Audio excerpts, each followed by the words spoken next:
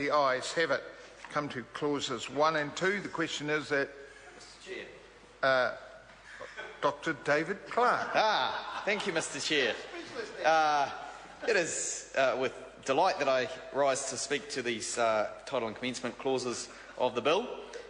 This bill, as I've noted in my early contributions, is something that we on this side of the House can agree with, and while we think it may have slipped through unnoticed by the government, that there be a bill that actually does reduce compliance on small entities that don't need it. Certainly their record suggests that they are interested in doing otherwise, and I raised the matter of the child support payments that come onto small businesses now, the compliance requirements around the paperboy tax, and so on and so forth. The red tape that this government's built, it's tried to do an iPad tax, it's tried to do a car park tax. There's a constant flow of additional requirements on them. But this one, they came a gutser. They certainly did come a gutser. And now, the guts is a technical tax term my colleague's using, but now there is a requirement that in this Act, there's an opportunity at least in this bill for the compliance to be reduced where it's not required. And so that's why we heartily support this bill. It was well debated at Select Committee, and we've covered the charities matters there. Financial Reporting Bill is probably a good title for this bill, I would suggest, Mr. Chair. That is what it's about.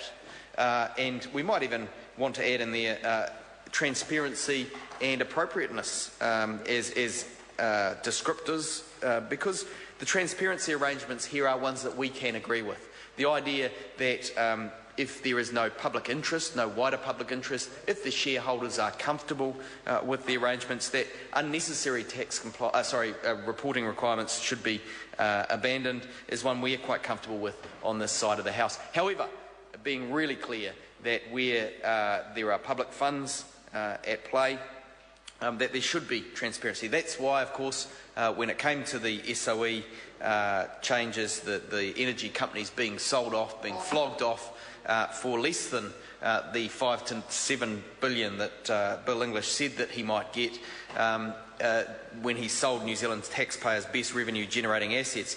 When they were sold off, we protested at the loss of public scrutiny of those entities. And so we have a principled stance. We're glad to see that that is reflected in this bill. It doesn't seem to be normally in the government's practice, where it does these shady deals, the casino deal being the most obvious one. John Key meeting with the Sky City chief executive, saying one thing to him whilst there was supposed to be a transparent process running. We know that this government has a bad track record of doing deals behind closed doors, and the business community is sick of it.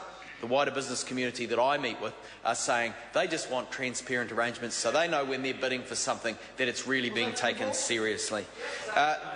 That means that in this case, where there is a sensible offering being put forward, and I think the hard work of the officials who will have put many hours into this reporting bill and many more over the years, and background and supporting papers and consultation, I thank the officials for their work. It is a good bill, and that is why we are very pleased on this side of the House to support it. We wish the government would apply these transparency principles to its wider practice, and that it wouldn't put those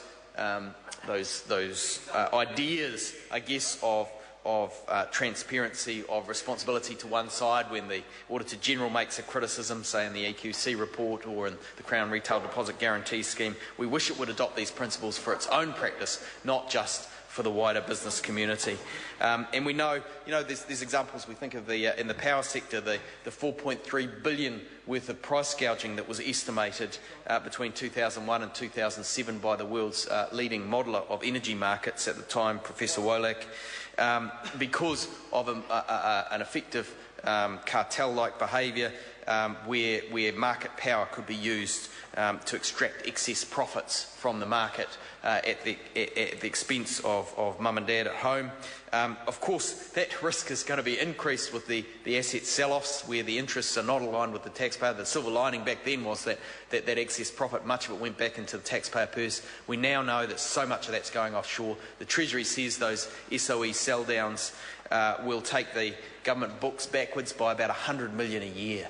100 million a year. So I urge people at home to vote no in the referendum when they have their chance to say no to the asset sales that this government's put in place, say no to the lack of transparency that goes with the deals that they're doing around those energy assets and around deals more generally, and say no to this government at the next election. Mr. Chair. Honourable Clayton Cosgrove. Mr. Chair, I disagree with my colleague in one respect, and it's simply this, that the